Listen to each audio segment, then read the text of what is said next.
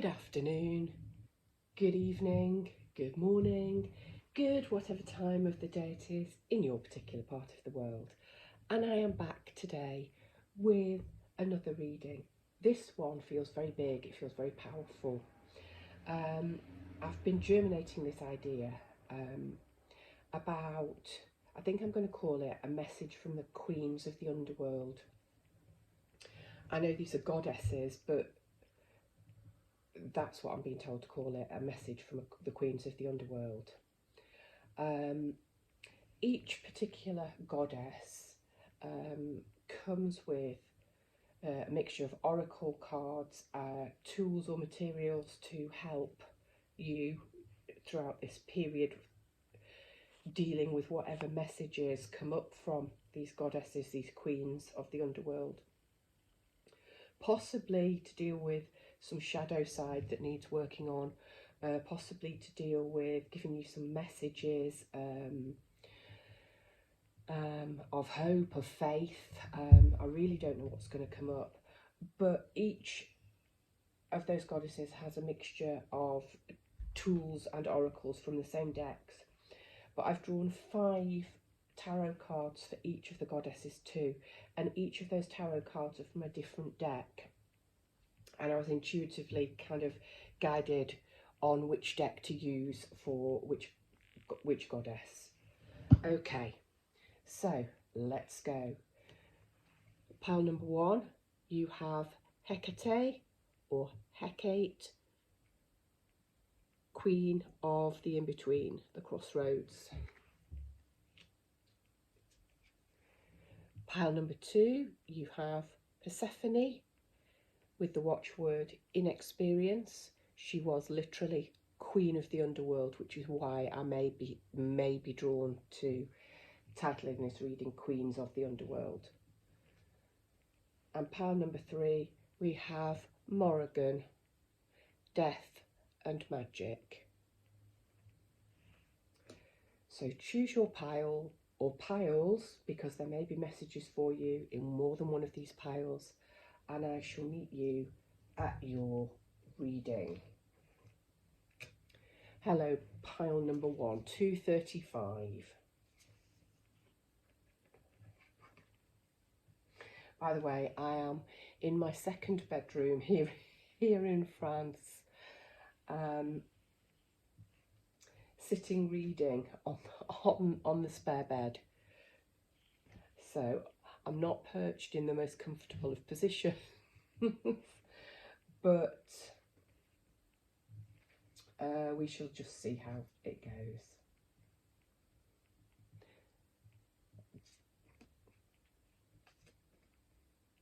I just want to make sure that you can see everything. Although I now hold the cards up to the camera, it's quite important for me that you can see things clearly.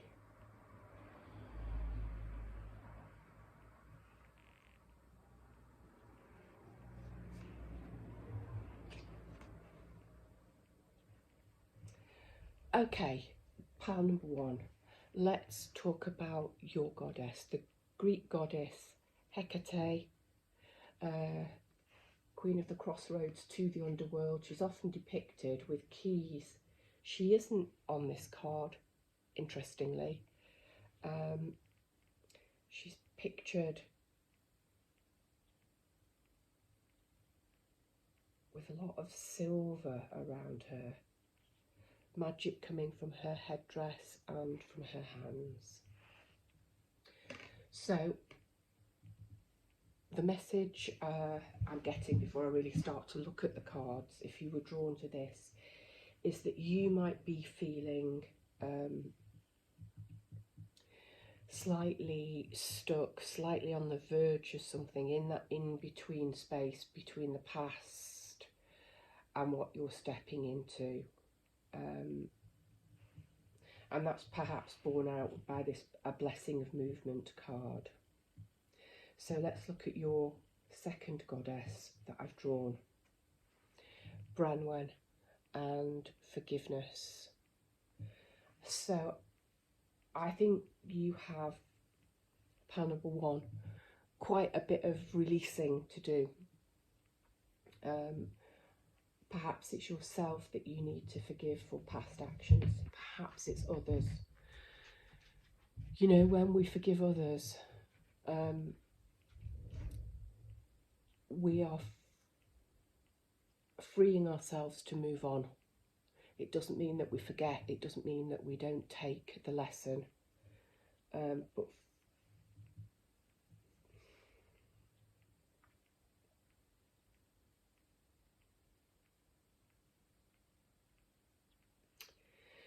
can you see Bronwyn has a green jewel at her throat, and there's a lot of green around here. Heart chakra. Excuse me, I'm going to cough.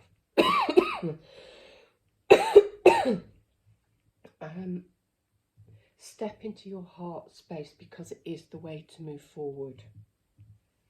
I'm talking of moving forward. The gift, the blessing from the fairies, I should say, is a blessing of movement. And can you see she is very much moving forward into the future, out of this dark, quite wintry forest.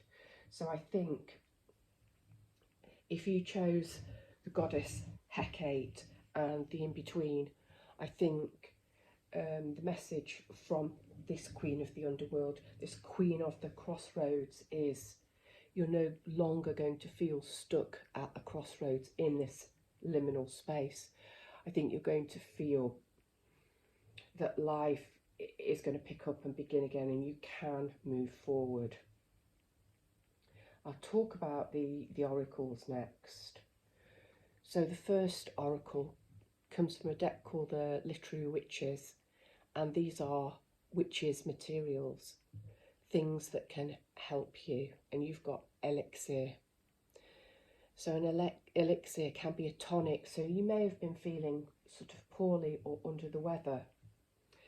It also talks about removing toxicity, and that may have been what's been keeping you feeling trapped.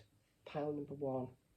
So consider taking a tonic or making a tonic. I've put bay on the bed. When I come to France, the house is all fusty and musty.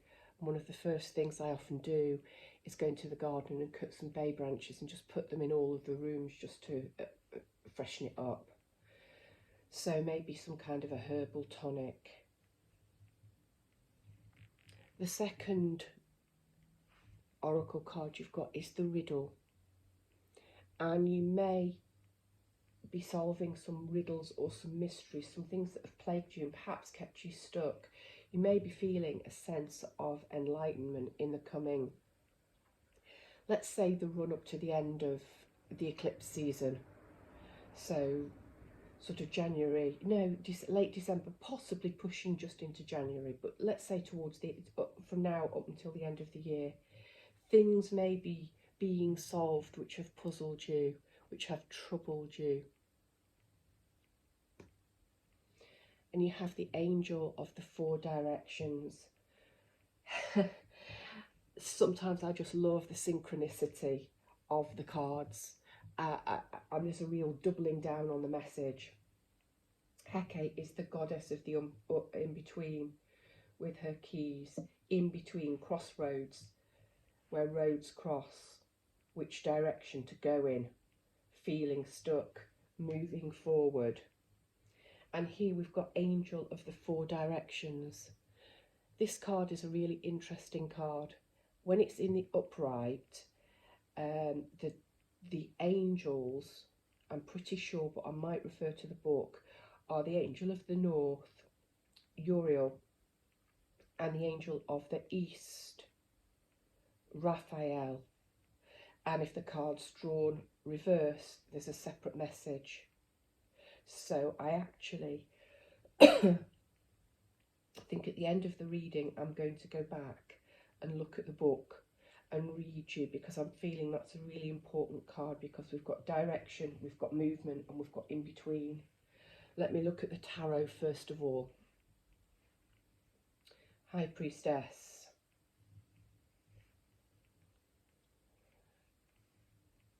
Magician. Ten of Cups, King of Cups, the Sun. Okay, this is beautiful. Yeah, you're definitely moving forward. Okay, it is a magical reading. It's goddess readings. By now, those of you that are drawn to my channel and are repeat viewers are most of you practitioners or seekers yourselves.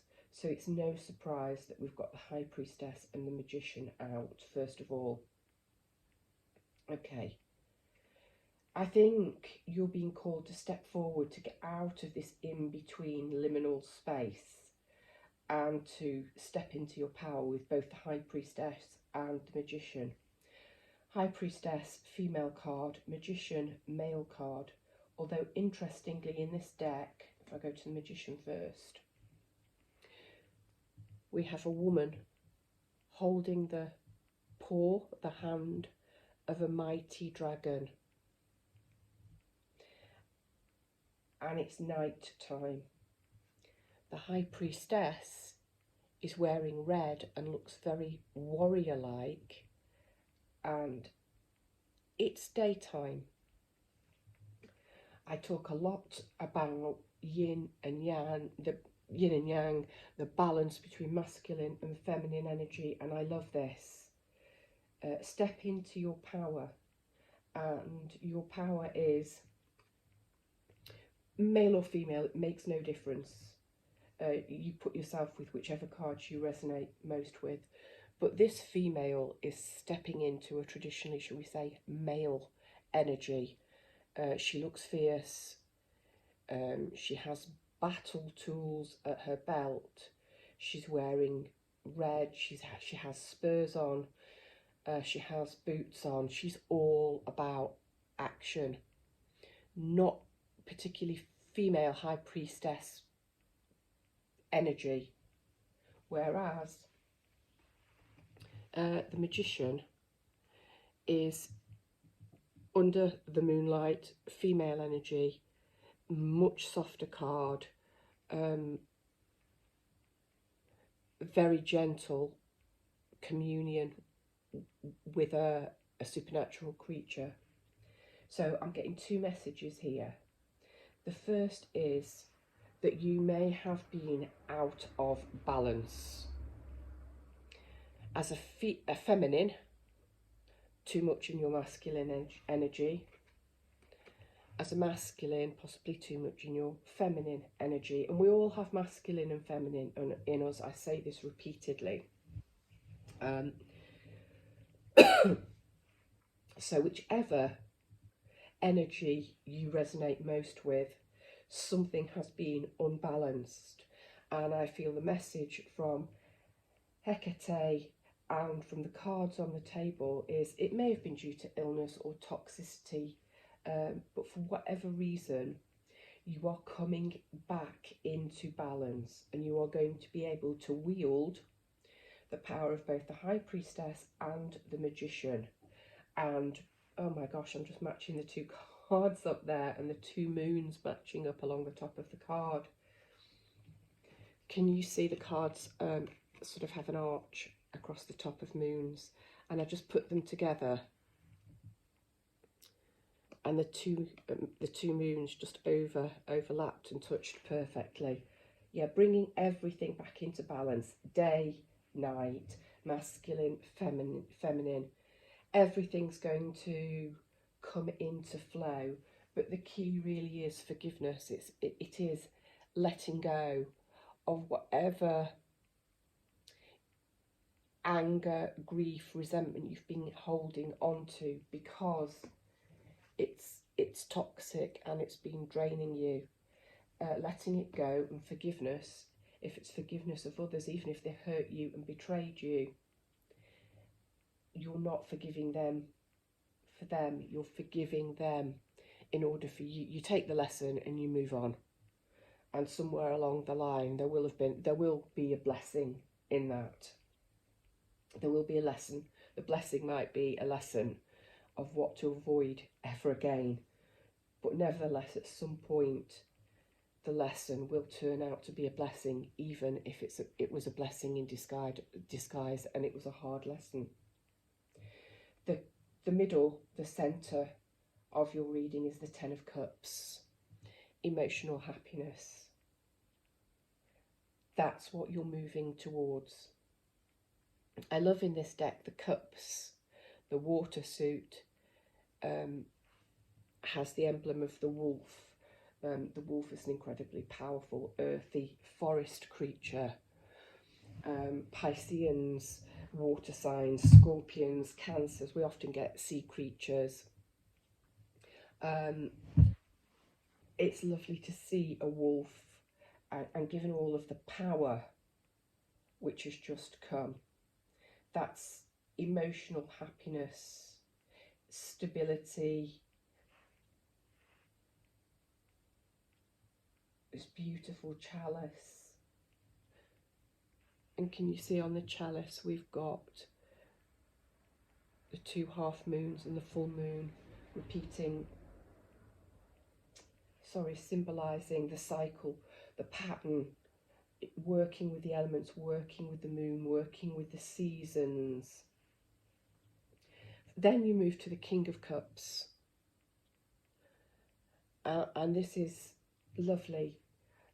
Look at the wolf, and we've kind of got the shadow wolf howling at the moon and the northern lights. The King of Cups is not the same as the Queen of Cups. He doesn't wear his heart on his sleeve.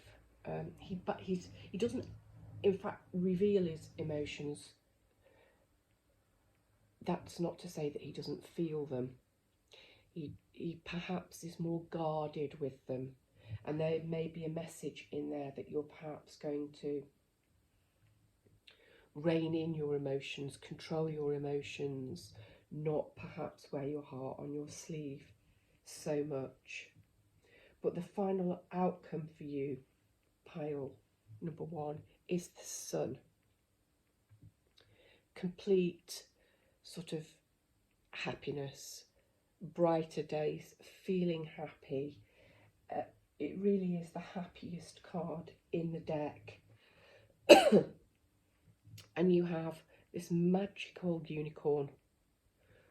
I wanted it to be a magical reading because of our goddesses and being called to use fairy cards, and you have an angel, you've got the High Priestess, you've got the Magician. You are pretty magical. But take your elixir, pile number 1. Take your medicine. Yeah. Banish the ghosts. Can you see that little spook? Banish the ghosts of the past. Unknot the riddles. Or some riddles are not meant to ever be solved, but put them down. I said I would read the little bit of the book about Uriel, and I think it was Raphael. So just bear with me, Spirit.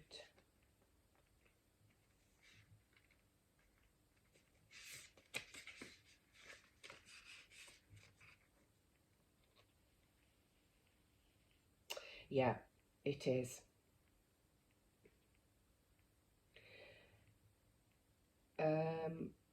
The upright position reveals the dynamic presence of archangels Uriel and Raphael. Uriel, the angel of the north, is a source of immensely valuable inspiration. If you're working on a creative project, or if you just need some new ideas on old issues, Uriel is ready and willing to help. This angel connects you to the universal energy and Akashic information that exists all around you. So call on Uriel to leave any dark confusion, behind, and bring the insight you require at this time. This fire of God will certainly light up your life. Raphael, the Archangel of the East, supports you with matters of love, healing, children and relationships. So invite his presence to help resolve your love and relationship issues and to bring the physical healing, elixir, you desire. The energy of this angel is so powerful, he's often called the miracle worker. When you receive this card upright, you know that it's time to open your heart and your life to Raphael's loving assistance. The miracle you seek is closer than you think. Perfect. brightest blessings to you, pile number 1, from Hecate, and the rest of the magical team which came out for you today. Hello, pile number 2 at 2019. Gosh, number 1 was a long reading and I was coughing and spluttering throughout. Okay, let's see what we've got for you. I am reading from my spare bedroom in the Hobble Cobble house in France. In fact, I'm reading from the spare bed and sitting hunched over it. Okay, I'm going to draw the cards and then talk you through, well, first of all, your goddess.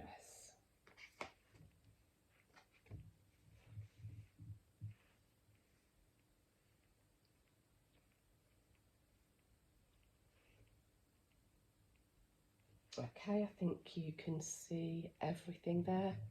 Yeah. Okay, Persephone.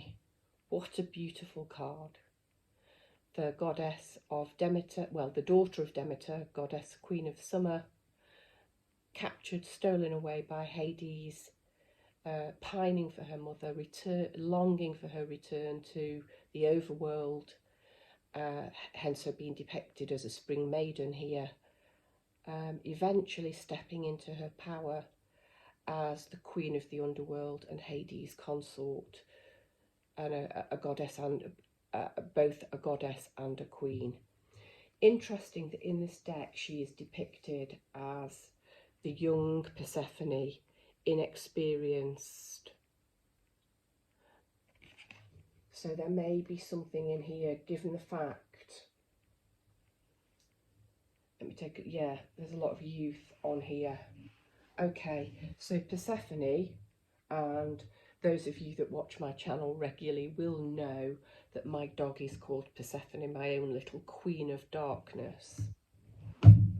There may be something, your message from this queen of the underworld really might be about you perhaps not feeling empowered at this moment in time, feeling you have a lot of growth, feeling possibly spiritually or magically that you're quite new to the craft. But before I even begin to read any more, it's important I've talked Persephone's story through and talked about my own little queen of darkness, because Persephone became an incredibly, as I say, powerful queen, goddess in her own right. I'm drawn to the very strong similarities, these pink, quite innocent, quite gentle colours, because the next card that you've got is the Incan goddess, Maya Maya, goddess of illusion. What you believe yourself to be, possibly what you believe the world to be at this moment, I don't think is particularly accurate. Perhaps what Persephone and Maya are here, and their messages for you are, you may not be seeing things clearly, particularly yourself and your own power and your own strengths and abilities and gifts. You may not be seeing them accurately or clearly at this moment. And that for me is borne out with a blessing of Arwen. Beautiful little fairy here, making her magic.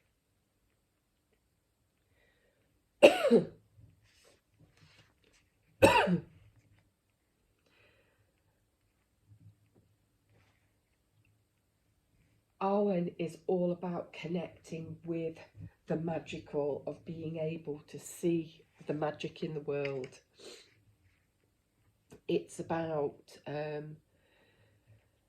breathing life, breathing magic. It's about feeling more connected to spirit, feeling more connected to the divine. And can you see this little fairy is almost, she's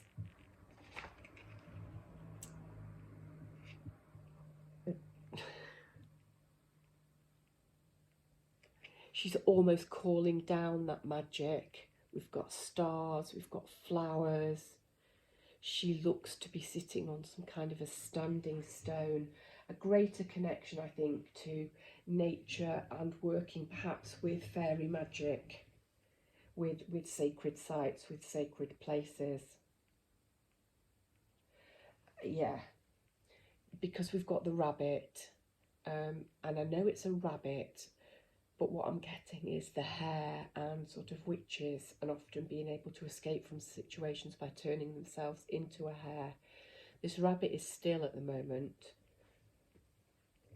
She's sitting still on her standing stone, but rabbits can move forward with great leaps and bounds.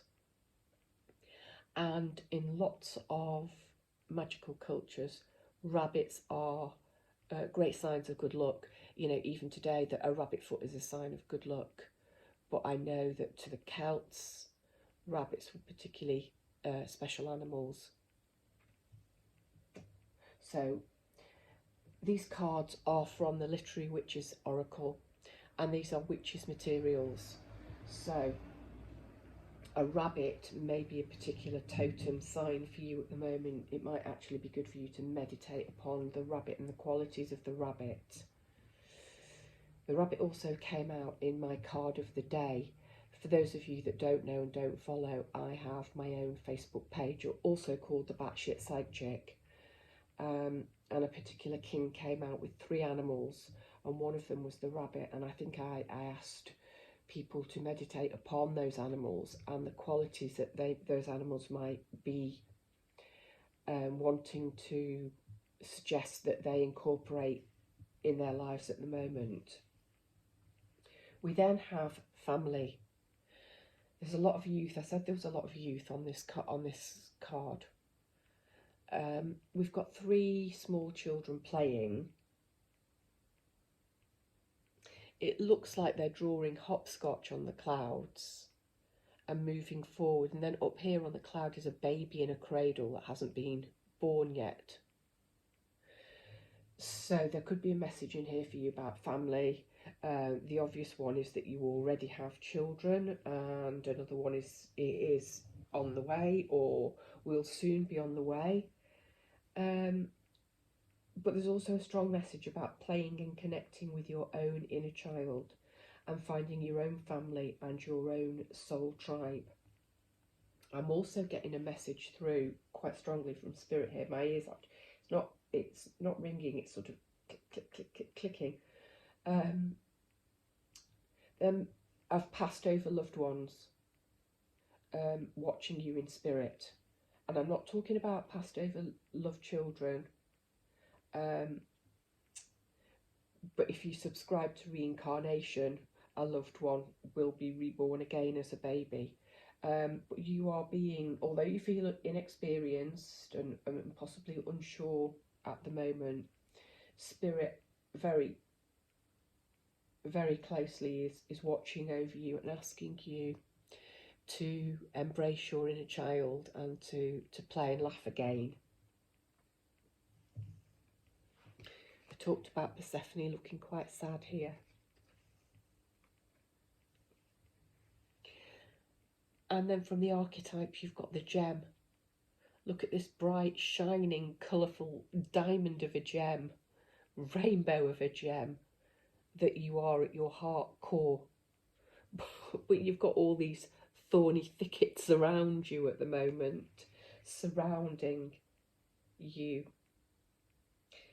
Yeah, you need to let the magic into your life and let your own magic shine out. Your tarot, we have the Page of Cups, beautiful. Look at this beautiful, again, child, wielding massive power. She's got this sort of tsunami of a wave coming over her, but she controls it. And she is coming out of the sea to offer you a gift. And she's got the fish in there, which is connected to the water suits. She's the Page of Cups. Fish in many cultures are lucky, just like rabbits up here. definitely could be surrounding love and family, because we've got the family card here. And we've got the Ten of Cups, which I'll talk about in a moment. But you're not getting there quite yet, because you need to blend and alchemize a little bit more. Can you see this wonderful angel? She has one foot on the land, one foot in the water. Again, spring, just like Persephone, all those spring flowers. What have we got here? Orchids growing on the bank. We've got the rainbow above her. Sort of after the rain comes the sun.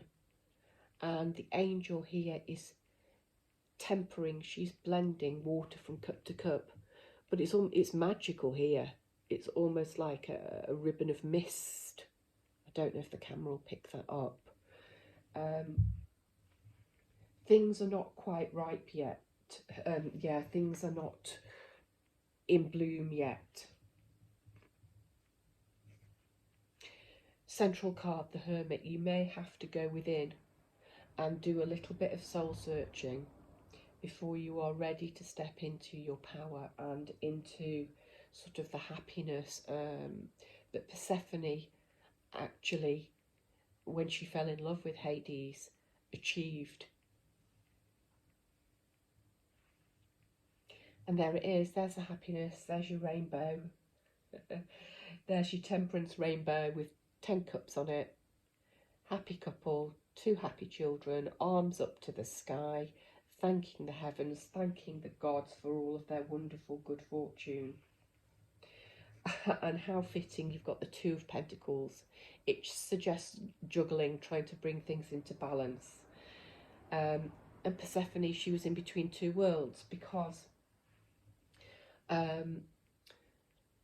Demeter, Persephone's mother, was mad with grief, and Demeter searched the world, and the world was plunged into darkness and eternal winter because Demeter couldn't do her job. She was grieving for her daughter. It was actually Hecate, the goddess from pile 1, that took pity on Demeter and allowed Demeter to know that Hades was responsible for kidnapping Persephone. Some kind of a deal was struck with the gods, and Persephone was allowed to return to the overworld on the condition that she'd been pining for her mother as much as her mother had been pining for her. And it was pointed out that Persephone had been sick with grief and unable to eat, so the deal was struck that she could return. At the last minute, it was discovered that Persephone had eaten 6 pomegranate seeds, and so Persephone was able to spend 6 months above ground with her mother, spring and summer, 6 months, autumn and winter, in the underworld with Hades. This is his temperance, this is the 2 worlds. This is the juggling to bring things into balance between feeling inexperienced and then evolving, as Persephone did, in her own power, falling in love and having that happy home and that happy life. But it needed to be tempered, it needed to be brought into balance. And there you are, juggling, not frantically, learning how to juggle. And can you see this particular 2 of Pentacles has the infinity symbol? You'll get there, it's destined.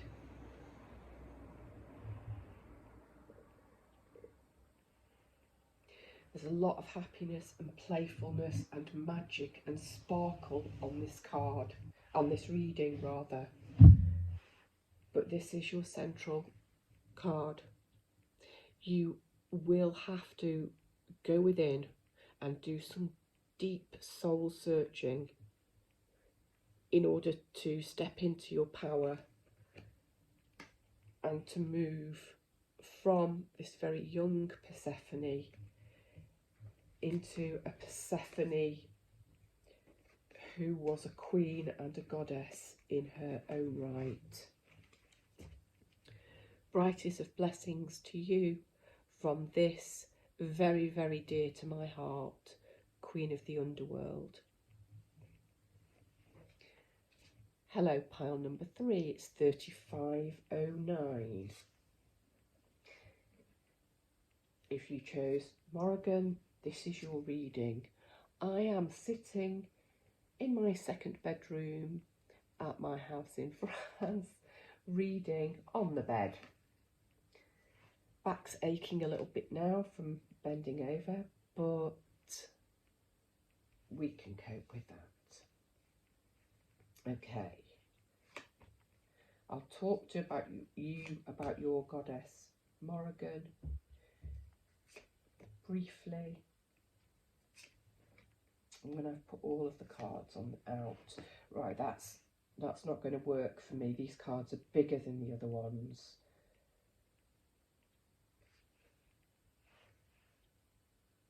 That feels right. That's better.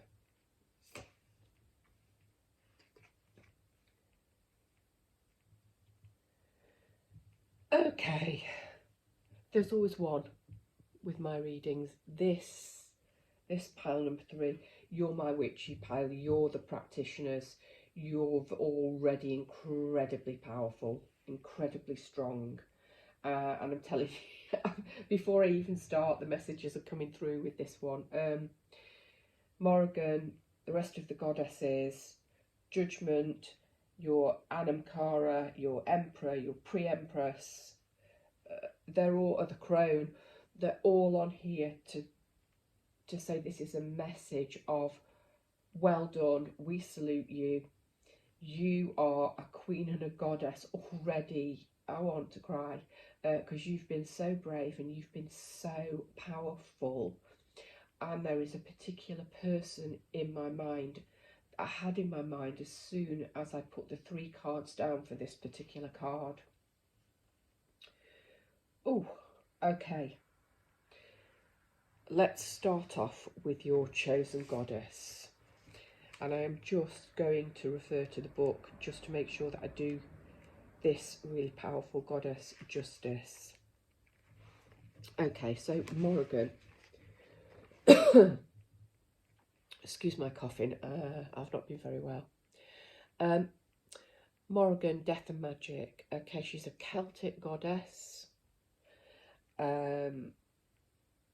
She's often connected with the underworld and the battlefield and crossing people over. Can you see she has her ravens on each shoulder? She almost looks here that she's got a slight war stripe.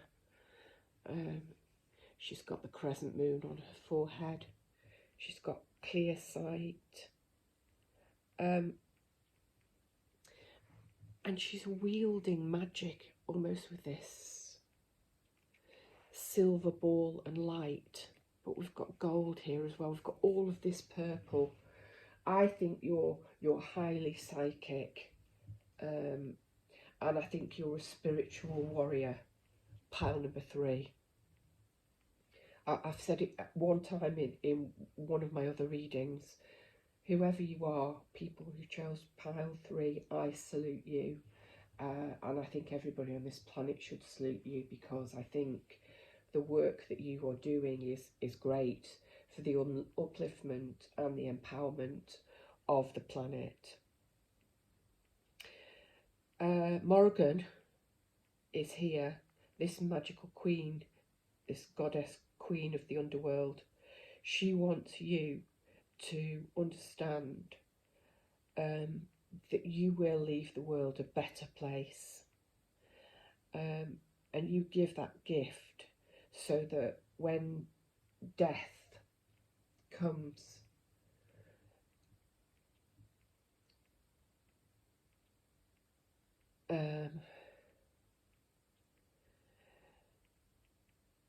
people cross over with ease. Yeah, I don't want to say any more than that. But now has come the time in your own life to let certain things die, and to come into a bit of a rebirth.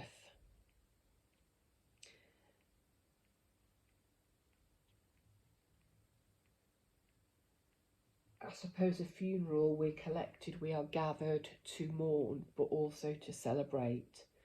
And I think that's what Morrigan's here. You will mourn the death of what's gone before, because there's certainly some sadness here amidst this power, but also to celebrate and let go with love and with gratitude.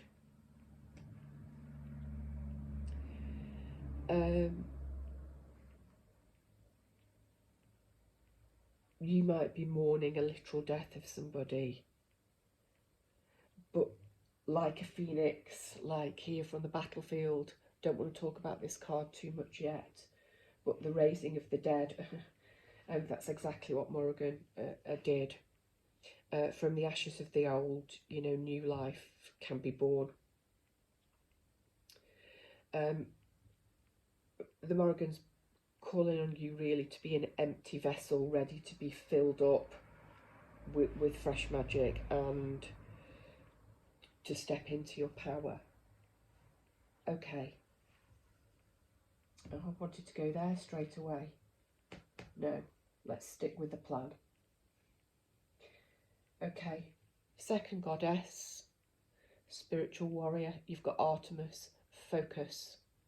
You may have been feeling a bit scattered. You may have been too up in the ethers, focusing on practicing magic.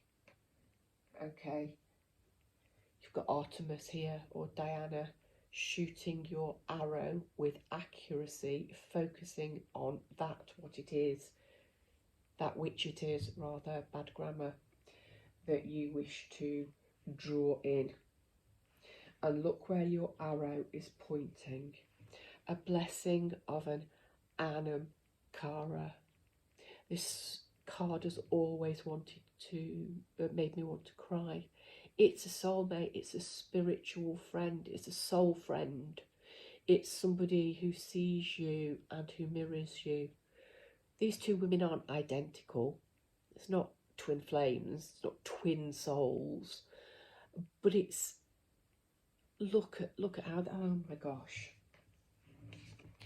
Look at her ravens perched on each shoulder. Look at these raven wings protecting these two women soul friends. It's a long and oftentimes lonely path when you are connected to this goddess, and you may have longed for your soul tribe, for people who could understand you and get you and just speak heart to heart. From my heart to yours.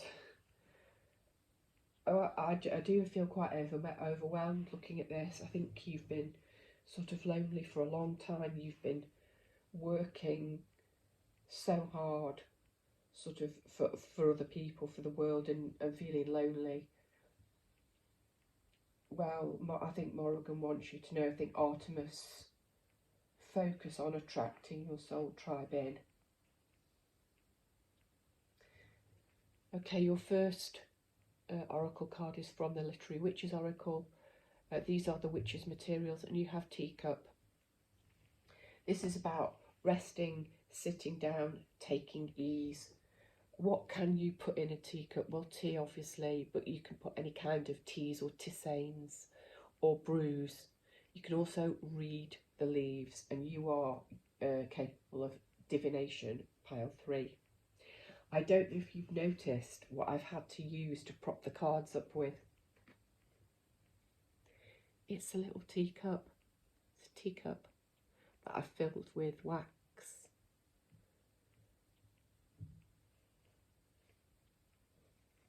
So that feels really magical for you. Rest a while. Perhaps you want a friend that you can share a drink and a heart-to-heart and a good chat and unburden yourself with.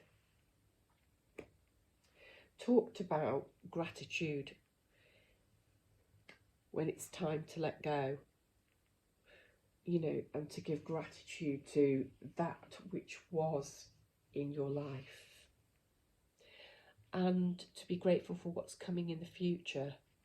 Do you see how magical this girl is, and what is she surrounded by? But not hundreds, that's over exaggeration, Melanie, but teams of birds, little forest birds. You are magical. You've got the ravens on Morrigan. You've got these wings here. We've got massive wings here.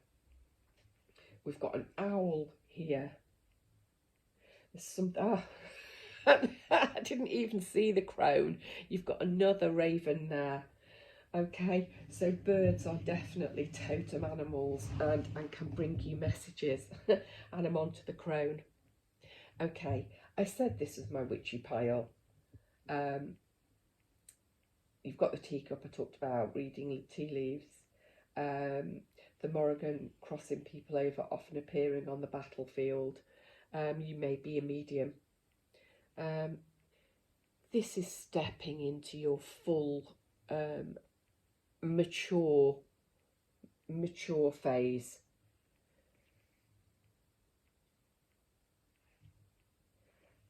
Yeah, there's grief and death, but there is more magic, much more magic actually, to come for you. Here's the grief. Really dark. 10 of Swords. But you know what? There's no man lying on the ground with 10 swords in his back. This happened a long time ago.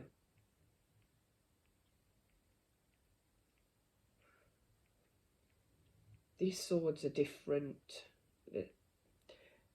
Past hurts, lots and lots of past hurts. They're leading all the way up to these hills. But you're not there anymore. There's no body there from a long time ago. Let them go. Look, you've got a Valkyrie. Talked about you being a spiritual warrior here on the battlefield. Now we've got bodies. We've got lots and lots of bodies, and fire and flame and more swords all over the ground. And there are other Valkyrie in the background. I can count 1, 2, 3. But we're focusing on this female. And where you can see this swirl on the camera, what she's actually doing is raising up the spirit of that dead warrior who's going to go to Valhalla because he died on the battlefield.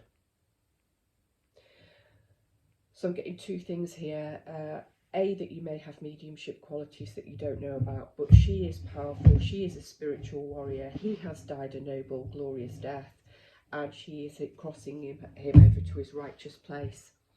Well, actually, maybe the time's come for you to cross over into a new phase of your life, for you to be raised up and to step into your power, where you feel supported and acknowledged for sort of this lonely, quite dark, quiet work that you've had to do in the dark.